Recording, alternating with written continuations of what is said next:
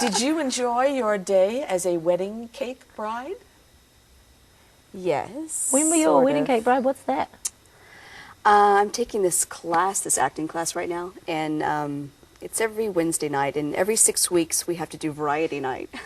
And we have to either sing a song or do a dance or a monologue that we have to write.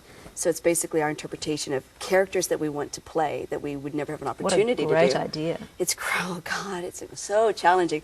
And the people in the class are so creative that you just feel this like bar that's set, that's something you have to rise up to.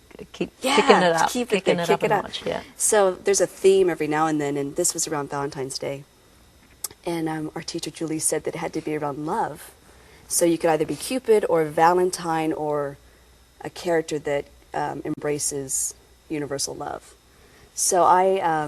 Are those your three choices? Yeah. That's all you get? Yeah, that's all you get for this week, that week. And so I went through my closet, which is interesting, and I found this costume that was from Xena. It was from the Mermaid episode, the one that where she's a bride and marries Ted, you know? Yeah, that's I've cute. got the bosoms, I've got all the flowers around and the shawl.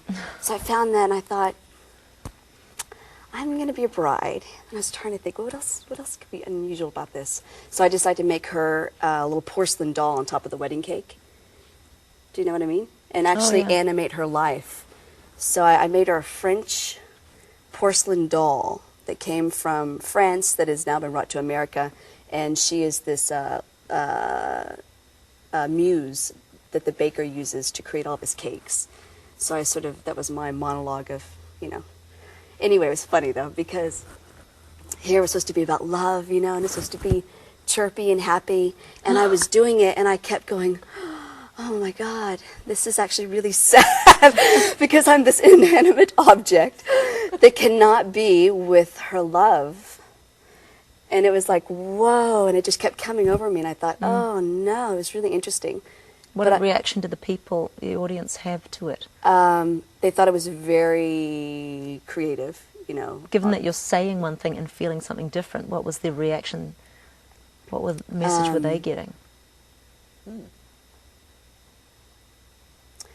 Because it didn't strike you. I know. Right? It's funny because the way we work the class is that it has to be positive. The feedback from the class has to be positive. Right. The teacher can draw out more expansive, you know, analysis. But the thing is I didn't let my character address that because I'd already written my monologue, and my monologue didn't address the sense of detachment, you know. So it's really interesting. So I'm feeling these things and thinking, oh, this is actually really sad. But my monologue was going in a completely different way. So I had like this veneer of this, you know what I mean? Like this porcelain thing. And yet the undertones were like completely different. It was really interesting to see. Wow. Yeah, I would have loved to have seen that. Yeah. It would have been interesting to hear from the audience. You know what whether they found it a pathos or whether they found it amusing, because the initial description when you started talking about it was that this is funny.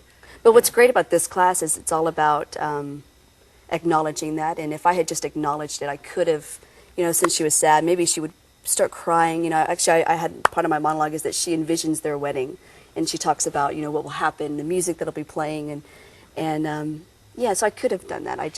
It threw me. It's funny. It's fun. I would have loved to have seen that. Yeah, those are fun nights, though. Well, that's typically. But what I'm picking up, what I heard there, which was surprising, is that so here you are acting a character, and your insides are absolutely, entirely, emotionally someplace else, and yet you kept the facade going, you kept the speech going. Well, you have to do that. Turns up in acting. Oh, it happens all the time, don't you think? All the time. The subtext. There you go. Right. Happens all the time. Yeah. These are the words you have to deliver.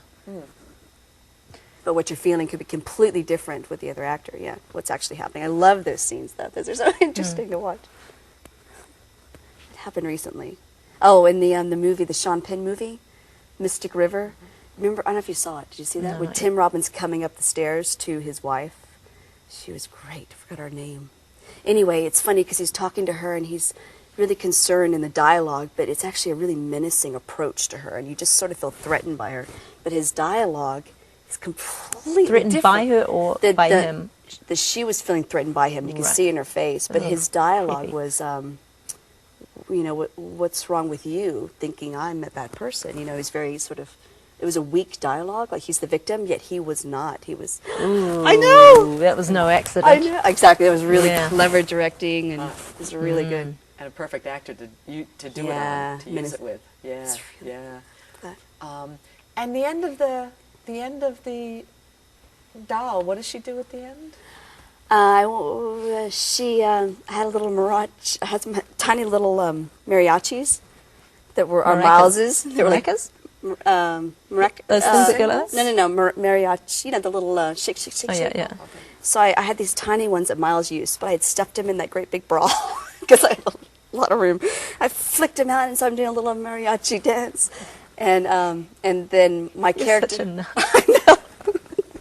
And then my character basically, the whole point of the speech is that she's teaching all the other girls when they can take their breaks. Like, you can have your cigarette now. You know, this is what you do in your 5 minutes while the guy's outside, the baker. So anyway, Yeah. I suddenly was interrupted by the baker man coming in and place for the display And her dream is one day. I'd Yeah. like to see it rewritten. with the other. Yeah, the- dropping all the baker and all that stuff. Just Just about about her trying to keep the facade, but knowing that the audience knows yeah. the inside. So that's always that. It's what we were talking about in one of those scenes where Yeah, but how do they know what's really happening to her, what because it can't help but show. showing her? Yeah, yeah. Yeah.